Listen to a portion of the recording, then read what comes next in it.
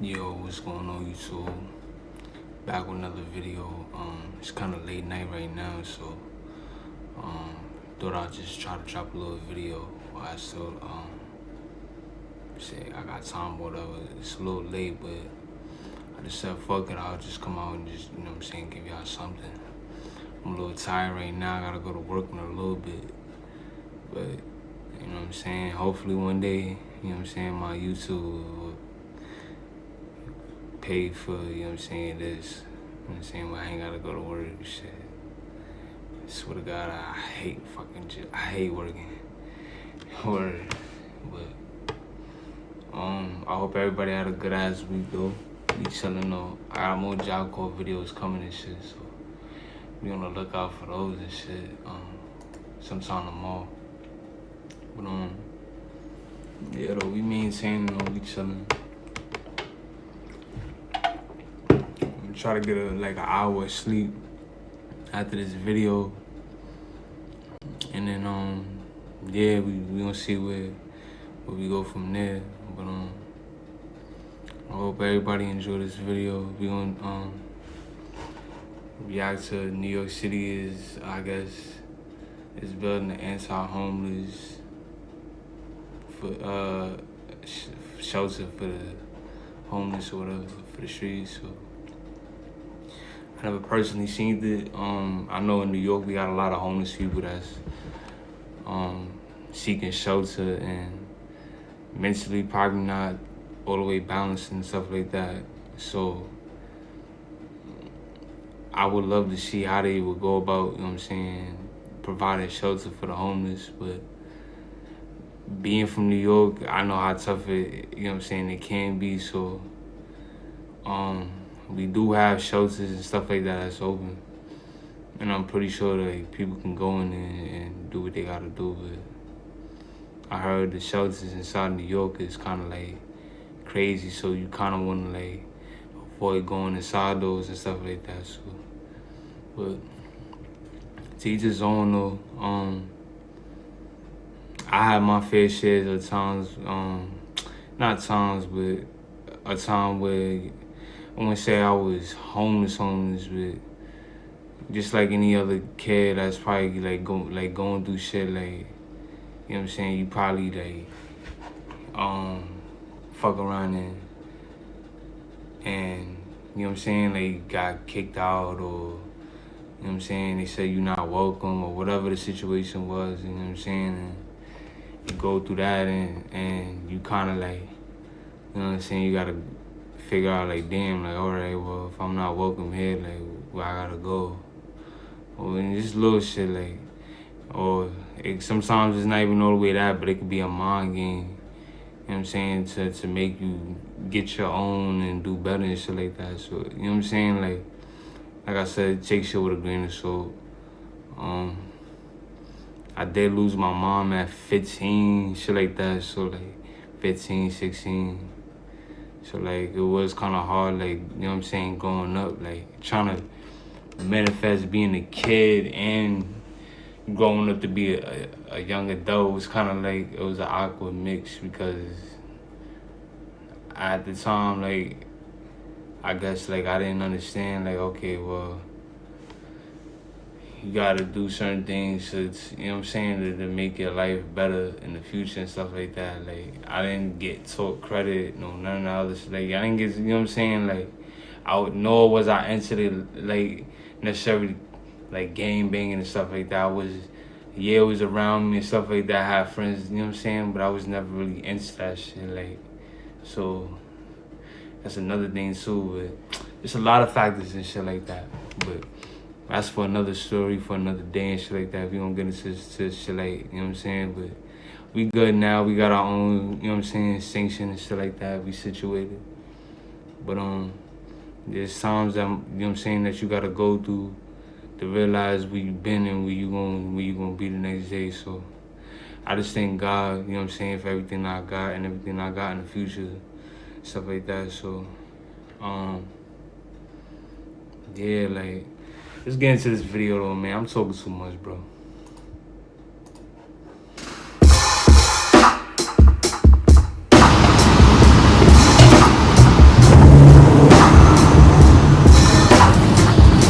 What the heck are these things? And why are there 5 of them? The goal was to prevent homeless from sleeping under this bridge. Instead, it backlashed with outrage from the town. Armrests in the middle of benches to large rocks added underneath bridges. Homeless advocates call these designs hostile architecture or anti-homeless. In London and Paris, you see spikes on windowsills. In D.C., a curved bench. Hostile architecture is when cities put features in the architecture to try to keep homeless people away.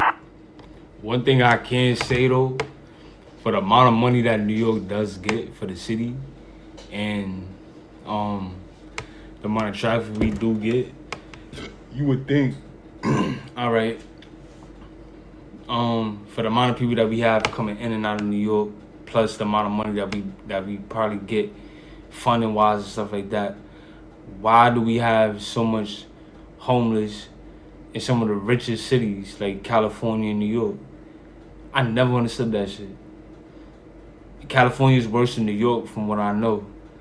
But like, for me being out here, all I can really say is, all right, well, New York, they homeless situation is bad because like me being out here, like, it's crazy. It don't matter what borough you in, you got them everywhere. It don't matter, you know what I'm saying? No matter where you at, you know what I'm saying? You got fiends, you got all that shit, all, you know what I'm saying? Like, it's not like it's a dedicated place. It's all over. On top of that, like,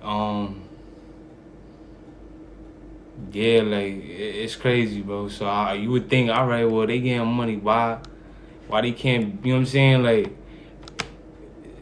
you can't, I don't know. Somebody come up with that question. Somebody come up with that answer. I don't know. Spikes that would hurt people seems like a bad idea.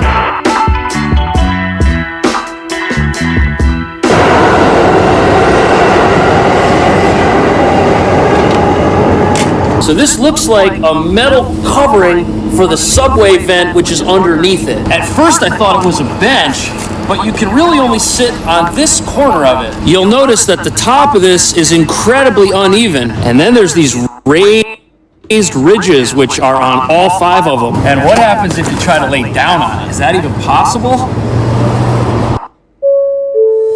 Attention Black Friday shoppers, here's a message from Etihad. You must... Oh, it is like the most uncomfortable thing I've ever experienced. This ridge right here is going into my spine, and that's on purpose, and this is called hostile architecture. And critics of hostile architecture say that usually these types of installations Are cruel and unnecessary because they target the needy. and we're going to look at a whole bunch of examples of this. Subway benches that serve no purpose, a train station designed to make you go crazy, and several parks that look nice, but were designed to be so uncomfortable that you'll leave after 5 or 10 minutes, and they're all here in New York. Now, hostile or defensive architecture consists of public installations like this, which are designed to do one thing while preventing another thing. This right here is a normal uncovered subway grate, and in the wintertime when it's cold out, someone with nowhere to go might want to use an area like this to help keep warm because warm air comes out of here. And right now, New York City is experiencing record homelessness. And lately, both private developers and the city have been building all sorts of things like this, but they've got to be really sneaky about it because when I found out what these were, it made me pretty uncomfortable to realize that they were specifically designed to stop people who have nothing from staying warm in the wintertime. Is that okay? And sometimes when cities build stuff like this, people find out and get really upset. And that's what happened 2 years ago when the city started introducing hostile architecture to the subway system.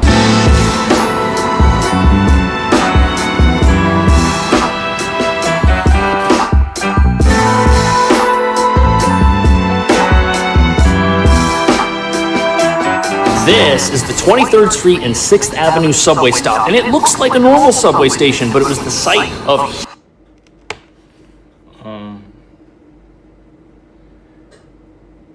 I remember going back to, like I said, like when I had to figure out like well, like I said, going back to the times where it was like, okay, well, I wasn't necessarily welcome in the place that I was staying at. And I'm gonna keep it a band, like, it was times where I was sleeping in the hallway, you know what I'm saying? Like, I was sleeping in the hallway, and I had to, you know what I'm saying, I ain't stay too long, I maybe stayed like a day, you know what I'm saying? But I'm sitting on the steps, and I'm just sitting, but I'm trying to make it comfortable where I'm sitting on my book bag and my coat inside or whatever. So I'm trying to make a pillow. I got my hoodie on or whatever to try to stay warm or what, you know what I'm saying? I'm just sitting there, but I'm never necessarily going to sleep. I'm just sitting there resting. You know what I'm saying? Just like, you know what I'm saying? Like chilling, just passing time. You never want to go to sleep because all your stuff is there and stuff like that. So, you know what I'm saying? You don't want nobody to take your shit.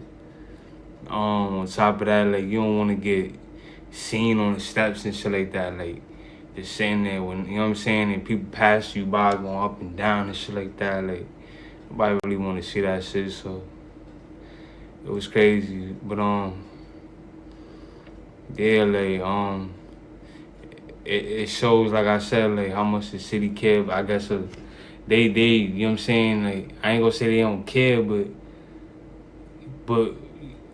they make it uncomfortable for the people that's trying to at least sleep, have their own situation, and probably, like, you know what I'm saying, and it's already bad enough, so they making it even worse for motherfuckers to even have their own, and not have their own, but like, just, you know what I'm saying, just sleep and be comfortable for a couple of hours until they gotta move to the next destination. You can't even do that, like, so I'm gonna get to, you know what I'm saying. Heated controversy when the city subway, the MTA, introduced hostile architecture to this station. A couple years ago, riders noticed that the benches in this very same platform were suddenly removed. And as you can imagine, people were not happy about that. Not only because of how cruel it might seem towards certain individuals, but also because the elderly, people who are pregnant, there's other people that need benches in the subway too. And this was a quality of life hit for everybody on this platform. And the benches were originally along this wall, and look at what the replacement is. Is this even a replacement? I mean, you can lean on it. I guess this is better than leaning yourself against the wall, which might be dirty. It has spots for 4 leaners. Now, there are 2 benches in this platform, which were put back after the city realized that their decision had outraged people. But even these have elements of hostile architecture in them. Look at these armrests. All you can do is sit here. You can't lay down. This is only like 2 feet wide. Its only purpose is for sitting. It is hostile to any other intended use. Look, you can't even be that wide in here. Look, some people even squatting there too. You see the shoe right there, my boy. God damn. See the shoe right there. Suggested the city had violated the Americans with Disabilities Act by removing the benches. And this isn't the first time the city had done something like this. Check this out. A year earlier, the city had removed all of the seat backs. And New York just getting more expensive every day, bro. Every day, bro. Like trains and all that. Like, I got a license but no car. Like, it's crazy. So I need to do YouTube so I can eventually, 5-6 years down the line, maybe, you know what I'm saying, like I could eventually own me something to where, like, I ain't gotta go through this bullshit. Like, this shit is crazy, bro. You gotta, oh man, you got people that you gotta potentially fight, going, like, bro, like, for what? You just trying to chill out, probably have a dinner with your shorty, or you just trying to, like, just chill out. You can't even do that without thinking, like, damn, this gonna be the day I'm gonna have to get into it with somebody. Like, damn.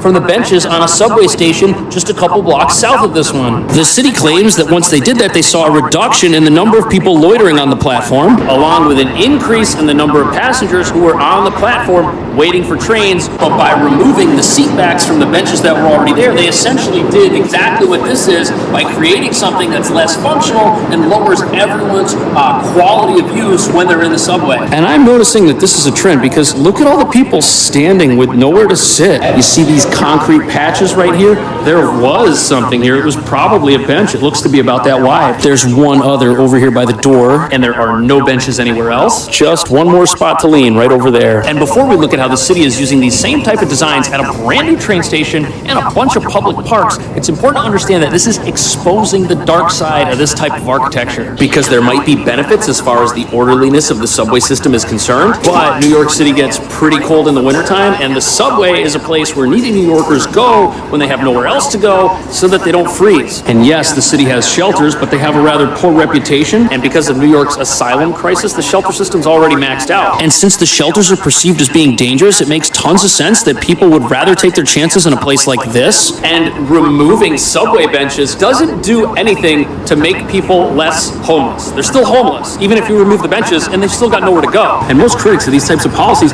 they want a clean subway too, but they don't really think it's fair to take from people who already have so little. And the city's subsequent removal of benches here and reinstallation of different benches, that basically let the city know that if they're gonna do stuff like this, they've got to be sneakier about it, and they have been, as we're about to see.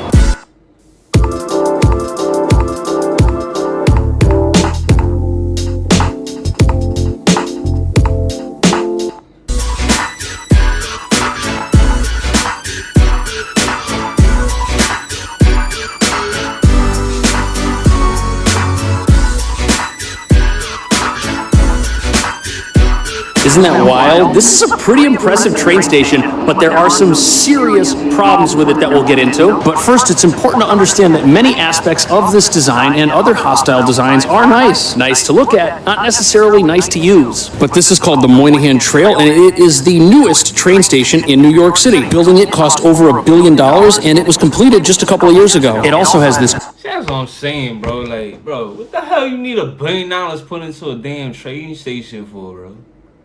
Out of all the places in New York, if you look, like, bro, yeah, you know what I'm saying? Like, the graffiti in the train station is actually art, bro. You know what I'm saying? Like, it's actually, besides that, bro, who puts $1 billion into a train system and then you got the whole, one train system too, you got the whole rest of the city to go to. If y'all ain't never been to the city, like, I ain't saying, like, all our parts is fucked up, but, like, damn, like, the roads, to the buildings, to the, in general, like, just upkeep, like, bro, like, you would think that $1 billion or $1 million can go into, like, some, you know what I'm saying, a neighborhood or two, a couple of neighborhoods, like, bro, but I did all this for this? I'm telling you, all this shit is not even in my neighborhood, bro. Gorgeous glass ceiling, which is a throwback to Penn Station's original design. Penn Station is where Madison Square Garden is. That's directly across the street. And this is what that used to look like. And as far as train stations go, this is pretty nice. Look, there's a full Walgreens in here. There's an eatery with a bunch of restaurants. The ticketing areas, everything here's gorgeous. But there's one glaring flaw. And no, it's not that fixing the expensive glass roof is something that takes a while and is hard to do. Look at the size of that cherry picker they got right there. Do you see the problem? There's no seats. And that's why every single person in this $1 billion terminal is standing. And it's a train station. The only thing there is to do here is wait for things to happen. Not a seat in the whole place. Do you think they should put some benches in here so people have a place to sit? That's a great idea. It is, right? That is a great idea. Did you know they spent over $1 billion making this and they didn't put benches? Not a single bench. I mean, they have those lounges over there, but that's for people that have tickets. Yeah, you gotta pay. Yeah. Like Spirit Airlines. Right. Oh, you want a seat? You gotta pay. Now, having no benches could be a ploy from these corporations to get you to go inside and spend money. And it seems to be working. There's a lot of people over here. But the lack of seating is a deliberately hostile choice. People just plop their stuff down on the floor. And if you're wondering why nobody's trying to sit on the floor, that's because security will find you and make you stand up. And to be fair, this old image of Penn Station, look, I see some seats down here at the bottom. So maybe there were more seats there than there are here in its reimagination. But you know, the old station is mostly open space. And what that could mean is that open space is a great Spartan design for a public train station in New York City. And you know, the way to answer that is to go across the street to the ugliest building in town, which is also a train station.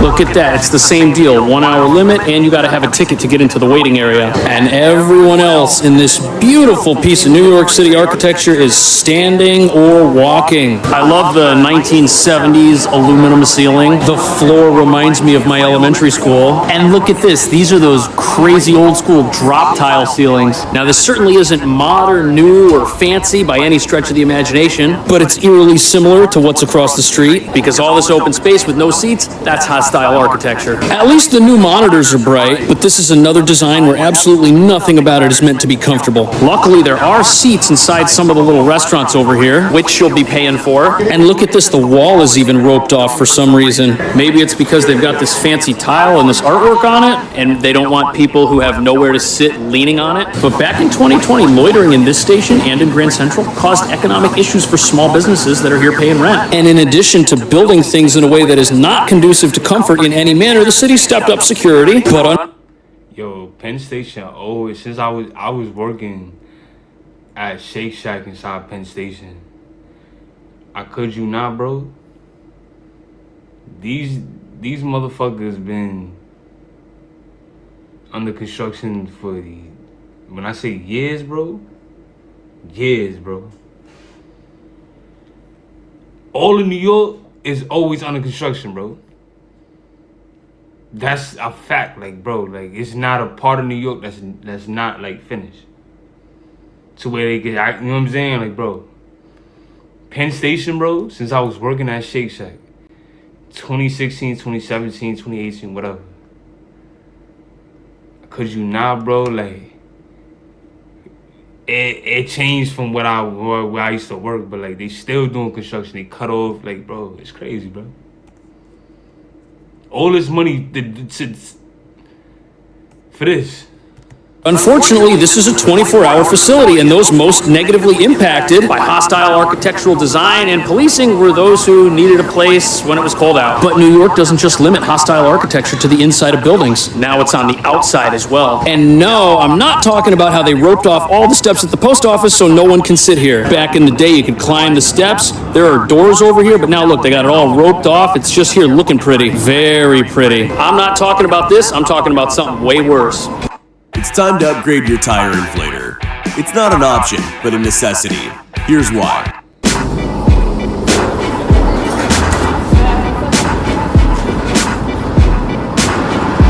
This isn't really comfortable. I can't believe whoever designed this calls this a bench and got away with it. It's actually like a barrier if you think about it. This is the Highline Park, and it's actually a park built upon an old railway track, which means many parts of it are skinny and narrow, but it's also very long. It goes like 15 blocks. There be some of the old train tracks right there underneath us, and I'm guessing that these barrier benches serve to move the flow of traffic down the park. And I guess they don't want big groups inside these little triangle areas. Oh, look, another awkward place to sit. I feel like I'm a little close to the traffic here. And this is what happens if you try to lay down on it. Look, my shoulders and arms are falling off the side. What a bizarre way to construct something. There's no way you're going to sit on a bench like this for very long. Maybe just long enough to eat it. I could sleep on that bitch. I ain't gonna lie. He dragging it, bro. You could sleep on that bitch.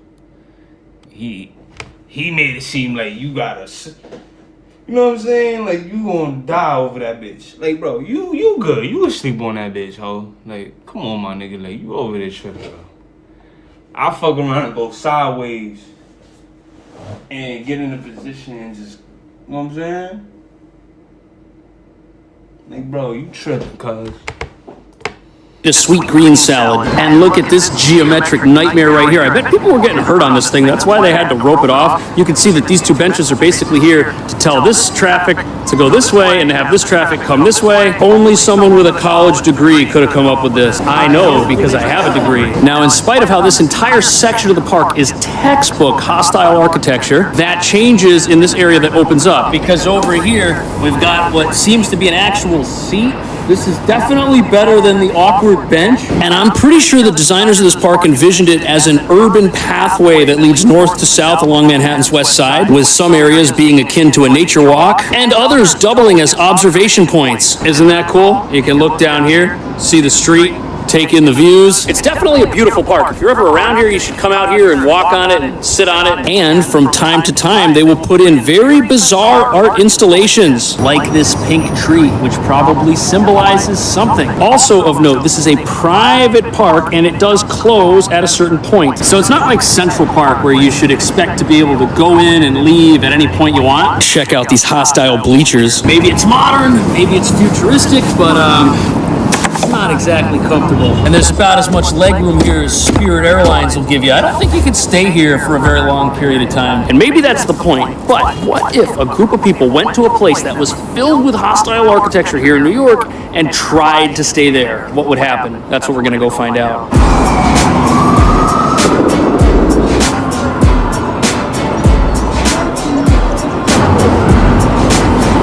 Welcome to Zuccotti Park, the most hostile piece of architecture we're gonna see today. So today I'm doing hostile architecture, like this, right? It's disgusting. And I think this is the most cruel park in New York because this granite gets so cold just sitting on it. Absolutely. Made me freeze my butt off. And look at how high the ridges are sticking up out of this thing. These granite tables are equally cruel and unforgiving. And look at all these nightmarish angles with like the way that this plant is. The whole thing is like designed for crowd control. But back in 2011, this park was the site of the Occupy Wall Street movement where protesters camped out in this park for about a month. See this image right here with that red bar behind that guy?